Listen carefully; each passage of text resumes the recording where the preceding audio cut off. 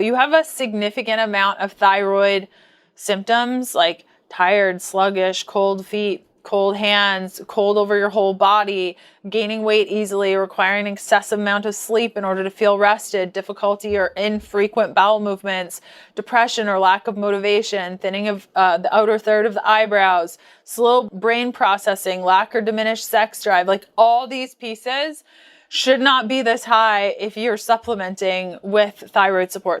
I mentioned this last week, but I'll mention it once more. Today's episode is the last of the year.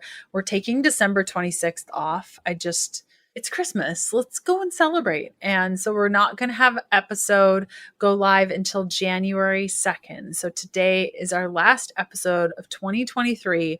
Where did this year go? Oh my goodness. So we will not be having an episode next Tuesday. So don't freak out. Oh my goodness. I know some of my favorite podcast episodes, and I hope that my podcast is one of your favorites. When there isn't a new episode, I start to freak out. So no worries. We'll be back January 2nd, 2024, hitting it with new content that I have not planned yet. So I will figure that out between now and then. But I'm really excited to share this episode with you today. This is something a little different. I like to post these every couple of months. The last one I did was episode 435 in August, where we're talking about blood work patterns, depletion in the body. I also did one on July 18th, blood work patterns, iron, ferritin, and inflammation, episode 378 and also 374. So we've done a couple of them in the past. Basically, you're a fly on the wall of a session that I do with a client. And this client came to me wanting to have just a second set of eyes on everything. I actually do quite a few of these where individuals are working with a practitioner already or a couple of practitioners, and they just have a gut feeling that something has been missed. And so they're just looking for a second or third or fourth or fifth opinion of just looking at everything top down with all the information and kind of pointing at various things that they could think of doing or ask their practitioner for. I love doing these. Super fun. I wish that I had this resource many moons ago before I knew what I know now. And so this individual, she is type A. She is coming to me exhausted. She tracks food a lot, which is fine. But as we go through kind of talking about the type A and the exhaustion, this may be leading to some of the imbalances that we're seeing. She's been working with a functional doctor for many years and just feeling like things were missed. She's super healthy, exercises, eats really clean, and has her whole life. She takes thyroid medication, testosterone, and just feels worn out and knows that she could feel better. And that is the most frustrating feeling when you're just like, I'm putting so much time, energy, and money into my health. I should not feel this way. And so this reminds me of the conversation that we did with Dr. Brian Raid, episode 449, that was released November 28th, about increasing energy and balancing hormones. So if you haven't checked out that episode, it's a really good one. Mitochondrial work is like the number one thing that I do with all of my clients. And it's so incredibly geared toward hormones, energy, and interference. And I love that we get to go a little bit deeper into this today. And so my sessions are a little bit different than what you've probably done in the past with other practitioners.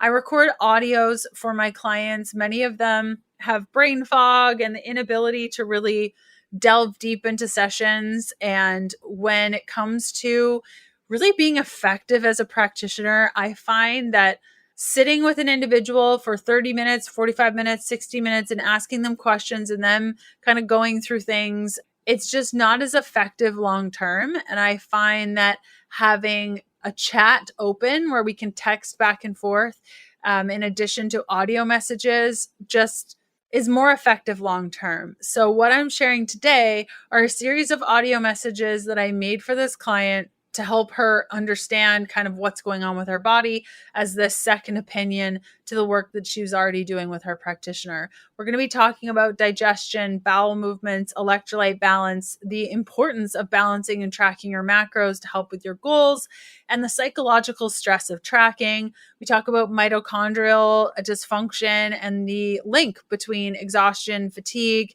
and we know that mitochondria are always going to be sideways because of nutrient needs, hormone dysregulation, and interference of some kinds. We're going to touch on that. We're going to be talking about hormone function, how digestion affects estrogen excess, how to test metals properly, thyroid symptoms, so much more, just like all the things.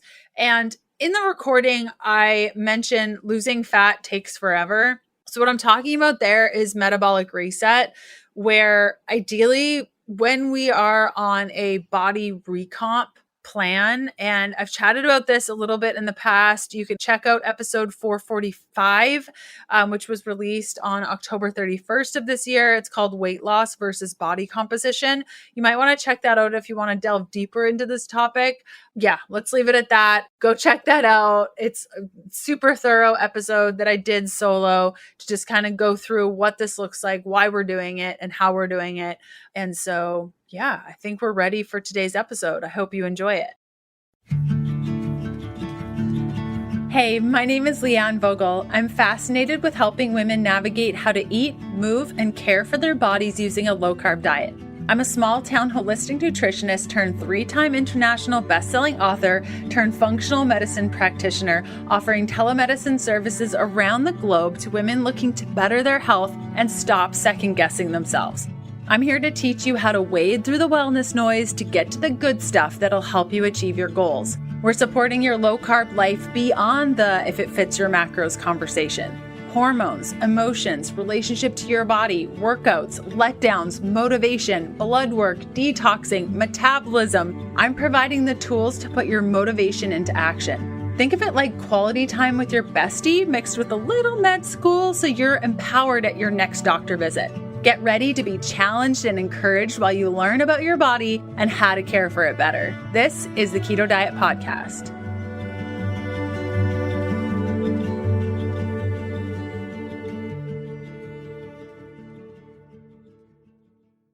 All was going quote unquote well until you did some blood work in May, and then there were some markers that were off. Your practitioner said remove all of these things, and then you tested a couple times to make sure you were on the right track. I mean, that process in and of itself, brilliant, totally. I would have done the exact same thing. It's important to understand what this pattern is displaying. So likely the pattern that there was some concern about is the sodium chloride pattern. And so I'd be really curious if you want to go through like past blood work and just yourself kind of look at where your sodium and chloride has been in the past. And if this correlates with any sort of things that were going on in your life. Okay. So like stressful things, moving, any of that. Okay. So ideally we want our sodium to be around 137 to 142 and our chloride around 100 to 106. When we're seeing a drop in both the sodium and the chloride, oftentimes this is a mitochondrial dysfunction, adrenal hypothyroid situation. Oftentimes we're also going to see this with high potassium. And so it's curious to me why the potassium was like normal. Sometimes markers can quote unquote look normal, but something is pulling them down and then something is pulling them back up again. And so sometimes if potassium is actually in need, which I believe it might be for you only because you have a lot of thyroid symptoms. So when potassium is in need, it might look normal on blood work when it should really actually be quite high based on the pattern that we're seeing. So that's what I mean. Like if you supplemented with potassium, I wouldn't be surprised if all of a sudden your potassium marker goes up, really showing us that you no longer have an anemia to potassium, but you have a massive adrenal dysfunction situation. So when you say that you're really exhausted and you don't remember the last time you actually had energy, I'm not surprised when I look at your blood work, looking at the sodium and specifically the chloride.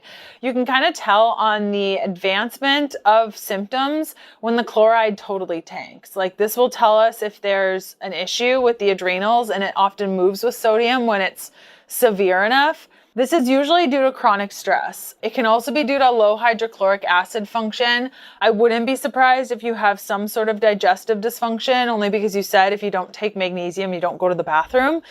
Technically, we should be able to go to the bathroom just fine without the use of magnesium, especially something like Mag-O7 or oxide magnesium, where we're really not adding to the magnesium level. We're really just using magnesium, which is a safer way to move the bowels, but it's not actually contributing to a magnesium level. It's really just to get the bowels moving. And so that tells me that there's some sort of imbalance, and I'm thinking that's likely a digestive dysfunction issue. What I mean by that is a lack of bile, a lack of liver function, creating that bile and releasing the bile properly, a lack of enzymes, and or a lack of hydrochloric acid. And that's usually a digestive dysfunction dysbiotic pattern.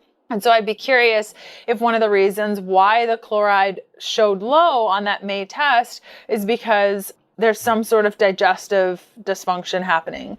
There's likely also some mitochondrial dysfunction happening. And this kind of ties into the type A individual. Oftentimes I find type A's, maybe there was something going on in your business at the time or personal life that everything has to be a certain way. And then when it's not, we can have these reactions. It does look like your body's getting better. Like looking at the blood work between May and now September, it's progressing nicely. So the things that you're doing, I think, are helping when it comes to this pattern. Chilling out, enjoying time with family, really important. You also mentioned in your forms that you're tracking a lot, which I think is great, but maybe it would be helpful to have 1 or 2 days where you're not tracking your food, or even a meal with friends where you're not tracking your food. So you track for the whole day, but then the last meal of the day rather, you're just enjoying that time with family, friends, and just like living your life. So that could be something that you can incorporate, which will also help with the type A situation. But I'm really curious, like kind of looking through your calendar and determining, was there something going on around the March, April, May timeline that could have really affected your energy and just energy production and mitochondrial function overall? Even if you added certain hormones, hormone supports can throw off overall mitochondrial support, only because hormones dictate what the mitochondria do. And when the hormones are introduced, sometimes they can cause mitochondrial dysfunction as they're being introduced. And so that's something to look at for sure. Then we look at, let's just go back to the blood work a little bit, and I'll kind of explain some of the other pieces that kind of give us a big picture here. In your form, one of the forms you mentioned, MTHFR, I can see your M markers, that's your MCV, MCH, are a little bit elevated. It's probably because you need some form of B12 and folate, so it would be beneficial to test for that. Also, when we look at your neutrophils absolutes are really low. Oftentimes, this is a red flag marker that's been shown to reflect a folate or B12 deficiency that's quite substantial. So like this can be enough to throw off the mitochondria big time, only because when we look at mitochondria, first off, they're the powerhouse of the cell, okay? And when these little functions are not working well, we can deal with a lot of exhaustion and fatigue and lack of energy. And one of the bigger nutrients that are required to support the mitochondria are going to be B vitamins. So if I see a very loud pattern for B12 and folate that could even be affecting immune system at this point, with the neutrophils being so low and even the white blood cells then being so low, that's the first place I would look is B vitamins, like B1, 2, 3, 5. You are on some form of B support, but it might not have been correct for your MTHFR. So definitely look into that. Other supplementation that can be helpful for mitochondria include CoQ10, L-carnitine, magnesium, like not magnesium oxide that will help you go to the bathroom, but something like magnesium glycinate, or I really like Bioptimizer's magnesium breakthrough, omega-3 fatty acids, which you can easily get from the diet, alpha-lipoic acid, antioxidants like vitamin A, C, E, zinc, selenium, resveratrol, copper. So when it comes to copper and the white blood cells, when we see the neutrophils, when the neutrophils absolutes are this low, my immediate thought is what's going on with her copper. And so in the blood work recommendations that I outlined for you in the chat, I suggested testing directly for copper. I also wouldn't be opposed, if it makes sense for your schedule, chatting with your other practitioner about a hair tissue mineral analysis test, or we can do it together, whatever you want to do there. But a hair tissue mineral analysis test can give us an idea of what's going on with your copper, can also give us a really good understanding of what's going on with your thyroid. And we'll touch on that in a moment. I just really want to drill down a little bit more on the mitochondrial side of things. Also, when we look at mitochondrial function as it relates to just like balance of your energy centers, we need adequate vitamin D, and we need sulfur containing amino acids like cysteine, methionine. Both of these work to support glutathione, which helps to protect mitochondria. It also works through liver function and liver detoxification. So amino acids, super important. If you just find like on a daily basis, it sounds like your protein intake is on point, but with the amount of workouts you're doing, it wouldn't be a bad idea to add in some sort of essential aminos of some sort. I really like Kion, that's Kion. I'll include the link in our chat so you can check it out. If you follow me over on Instagram, I'm always sharing my pre-workouts, and they usually consist of Paleo Valley bone broth protein and a Paleo Valley bar. I love their bone broth protein. It's really the only protein powder my husband will drink. And what a lot of people don't know is that we really need around 0.8 to 1 gram of protein per pound of ideal body weight. So if your goal is to get to 150 pounds, then you should be eating 150 grams of protein. It's my protein powder of choice. I love this stuff. I love the chocolate. The vanilla is delicious. Now, the unflavored is really good when mixed into other dishes, but it has a bone broth taste. So I stick with the vanilla and chocolate so I can just shake it up with some water and I'm good to go. This bone broth protein is rich in collagen for metabolism, gut health, healthier hair, skin, nails, digestion. It's rich in glycine, which helps our liver and also detox from metals. It's 100% grass-fed with cattle that feed on pesticide-free grass. It's made from the bone of the animal, not the hide, like other collagens that are trash. It has no chemicals or solvents. The only ingredient that they use in their processing is water. Now, Paleo Valley has an awesome 60-day, 100% money-back guarantee. So if you don't like the stuff, just let them know you don't like it and they'll give you your money back. Head on over to paleovalley.com/keto for 15% off your order. That's paleovalley.com/keto for 15% off. So far we've talked about a couple of things here in the blood work. I really want to hone in a little bit more on the mitochondrial side of things, because you're coming to me saying, I'm exhausted and depleted and I don't have energy. And so there's really three things that could be going on. One, nutrients. We've covered that. I think there could be something going on with copper. I think there could be something going on with B12 and folate. I would definitely suggest testing your MMA, your B12, and probably getting on MTHFR required B12 folate and sticking on that, which will also help with liver function. The other part of mitochondrial function, which is so essential for overall energy production, is hormones.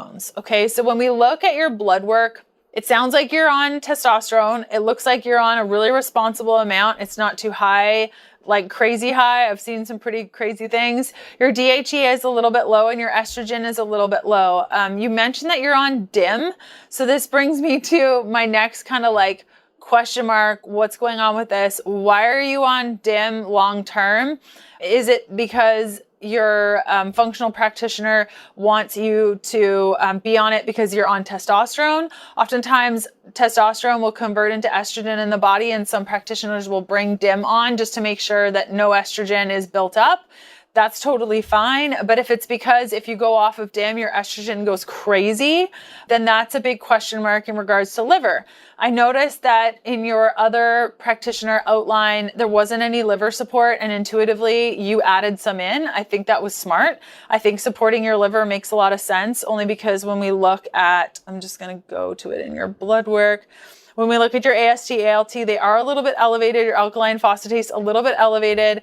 Your bilirubin's looking okay, but just overall, it looks like you could need some sort of bile support. And oftentimes, if the bile is not working well, then estrogen is going to build up. So yes, DIM is going to help detox the estrogen, but we need to ask ourselves, why is there too much estrogen? Is it because our bodies aren't creating enough bile? Which then takes us to the whole beginning of our conversation where I said there might be some sort of digestive dysfunction, which is causing issues with the bile, the liver, which is being caused by bile issues, liver issues, connected the two, enzyme issues, hydrochloric acid issues. So there could be some of that. We are seeing that this pattern is getting better over time from May over to September. So that's good. It could be because you added some of the liver supports in there in that time frame. Something that is also really helpful with that is castor oil packs. Okay, so insulin. This is another marker that I wanted to touch on. It could be that you could bring in a touch more carbohydrates, which then ties back into that conversation around mitochondria. If we're not having enough cofactors, enough nutrients to support the mitochondria, things are going to go sideways. The most nutrient dense foods are going to be plants and really good meats. So making sure that maybe we eat a touch more carbohydrates. The third part, okay, so the mitochondria going sideways. The first one is nutrient support. The next one is hormone support. The third one is just like interference. So bad sleep, infections, mold, metals, Lyme. Out of all of these, I think probably the one that you likely need to look into for interference affecting overall energy function is going to be metals. We still have amalgams in our mouth and you have well water. So in the list of testings, I did suggest doing some tests for the well water. I didn't include the testing for metals. There are a couple of ways to test metals. My favorite is through blood. Now, blood can be tested via LabCorp, or there's a kit from Quicksilver that I really, really like, but the results take forever. And that uses blood, which I like. I'm not like super a fan of urine metal testing, but I have used it in the past depending on the individual. And then hair testing can also be used for metals, but I like to have a secondary test, whether that's blood or urine. So it wouldn't be the worst idea to just check specifically mercury levels, but I would do well water testing first to see if something comes up there and then testing the body for it afterwards. If you're looking to upgrade your living space with cozy bedding, bath, and accessories, check out CozyEarth.com. Cozy Earth's best-selling bamboo sheet set is temperature regulating and incredibly soft. If you like silky smooth sheets, this set is for you. Their site is filled with luxury bedding essentials that add a classic charm to your bedroom space. Premium bedding, cozy reading blankets, comforters, linen duvet covers, and more. Plus, they offer a 10-year warranty on all of their items on all defects except for discoloration. Cozy Earth provided an exclusive offer for my listeners only, up to 35% off site-wide when you use the code KETO at CozyEarth.com. Again, that's CozyEarth.com and use the code KETO for up to 35% off your order. Next up on the items that I want to cover is thyroid. Okay, so you have a significant amount of thyroid symptoms like tired, sluggish, cold feet, cold hands, cold over your whole body, gaining weight easily, requiring an excessive amount of sleep in order to feel rested, difficulty or infrequent bowel movements, depression or lack of motivation, thinning of the outer third of the eyebrows, slow brain processing, lack or diminished sex drive. Like all these pieces should not be this high if you're supplementing with thyroid support. So there's something going on here. Now, the reason why in the list of tests I thought would be beneficial for you to get, I suggested a full thyroid panel. Right now, all we have is TSH, total T3, free T3, and reverse T3. I love that you're being tested for the reverse T3. That's fabulous. That tells me that your practitioner understands that if you over-medicate, then it could move into reverse T3 and then it's useless. So I like that you're doing that, but it could also be beneficial to see total T4 and the TPO antibodies, the TGA and T3 uptake even could be beneficial. And then also kind of with that, iodine. So iodine can be tested in blood. It's not the best way to test. I do like a hair tissue mineral analysis for this test. So again, that hair tissue mineral analysis would test for nutrients. It would show us indirect markers for iodine. It would tell us maybe what's going on with the thyroid a little bit better, whether it's being impacted by calcium. It could also be impacted by potassium, and just understanding what iodine needs are there. It can also help us understand metal exposures, which can really affect the thyroid overall. But because you're medicating on a couple of thyroid supports and it doesn't look like your thyroid is overly supported, I would say that there's something going on here. Understanding that big picture, the thyroid is important. However, when the gut is sideways and the liver is sideways, the thyroid's going to be sideways. So you may feel like, Leanne, I have tried everything for the thyroid. It's not making a difference. I would kind of like take your eyes off the thyroid for a bit and focus on the liver and the gut a little bit. And so when you came to me and said, like, I think something is being missed here, where should I go? I think testing your stool test with a GI map by Diagnostic Solutions makes a ton of sense to just see, do you have digestive dysfunction, dysbiosis? Do we need to support this a little bit more so that your gut is on point, so that your thyroid follows suit? Also, I think there is something to the liver piece, so I would definitely encourage you to keep up with that. You didn't really get much into sleep, but when it comes to just overall exhaustion, fatigue, those sorts of things, really making sure that you're going to bed at the same time. I wouldn't be opposed if you're saying like, I'm waking up tired and exhausted, getting an Oura ring and really tracking some of those pieces to understand how you can improve your sleep. With the diet, I think we could do a better job with overall nutrients, just talking about the mitochondria and the importance of energy production for the mitochondria. It all comes down to nutrients, nutrients, nutrients. So I think if you're asking yourself, like, how many more nutrients can I add to this plate? That's a really good question to be asking yourself. The type A situation, being all wound up, I think this could be improved by tracking like a little bit less. Maybe 2 days a week you don't track, or one meal a day you don't track, maybe once or twice a week, just to kind of give yourself a break and just enjoy food with your family and make it like more chill. And then looking around at your life and seeing what you could make more relaxed and not get wound up about and have less anxiety over. Understanding that you can cast those anxieties on the Lord at any time, and He actually commands us to do this. I also noticed that you might be working out on coffee only. It was a little bit unclear in your forms, but I just wanted to highlight that if you're just drinking coffee and then jumping into the gym and working out and then eating, you might want to try having a good meal beforehand. Oftentimes a good pre-workout meal is going to be high in protein. Okay, so at least 30 grams of protein, moderate in fat. I would say for you anywhere between 10-ish is okay. And then as many carbs as you want, girl.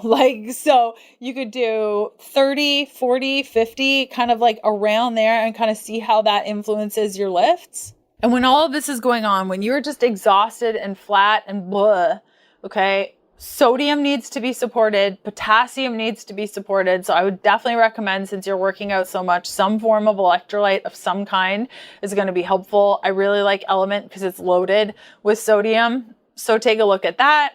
And then because you mentioned, like, I'm just not losing fat. One, losing fat takes forever. Okay. So there's that piece. Building muscle and losing fat at the same time, super beneficial. I love what you're doing with your calories. I would not change what you're doing there, but you might want to increase your NEAT. Okay. So how you do this is walking more. So aiming for 11,000 to 13,000 steps per day can be really beneficial there. And doing cardio after lifting. So maybe twice a week, you're jumping on the Stairmaster for 10 minutes and maintaining anywhere between 135 to 140 beats per minute for just a couple of minutes, like 10, 15 minutes. And then just walking to increase your NEAT, standing a little bit more, those sorts of things.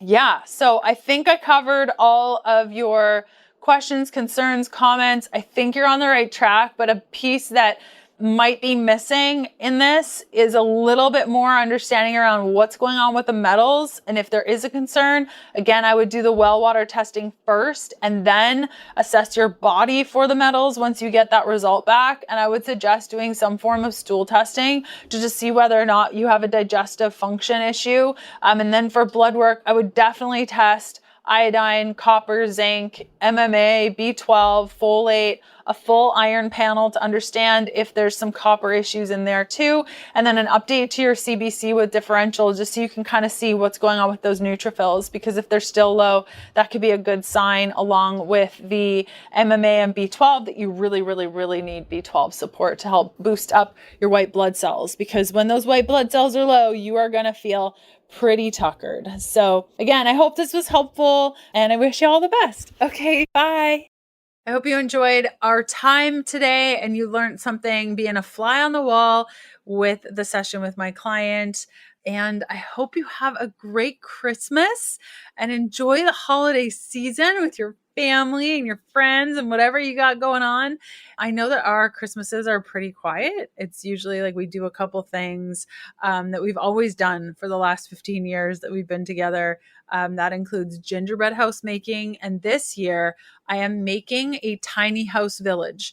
Kevin did not want to participate in the tiny house village. He wanted a ginormous house that he's going to decorate, which he's always really excited about. But I wanted to do something a little different. So I went to the dollar store and I got little trees and I got like a little wood like mat that I'm going to make it on. I'm going to make this little village and probably eat way too much candy. It'll be great. I just saw that Smart Sweets released a licorice. So I bought a couple bags of those bad boys. And we often either order pizza and chill out on the beach on Christmas Eve after candlelight service, or we like go out for dinner. That's our Christmas tradition. So I would love to hear what your Christmas traditions are. Hit me up on Instagram. I would love to chat about the holidays and just wish you a Merry Christmas. And I hope you enjoy this time. And we will see you back here in 2024 for our first episode of the year, January 2nd. Again, have a wonderful holiday season and we will see you in the new year. Bye. Thanks for listening. Join us next Tuesday for another episode of the Keto Diet Podcast. Looking for more resources? Go to healthfulpursuit.com for keto meal plans, weight loss programs, low-carb recipes, and oodles of free resources to get you going.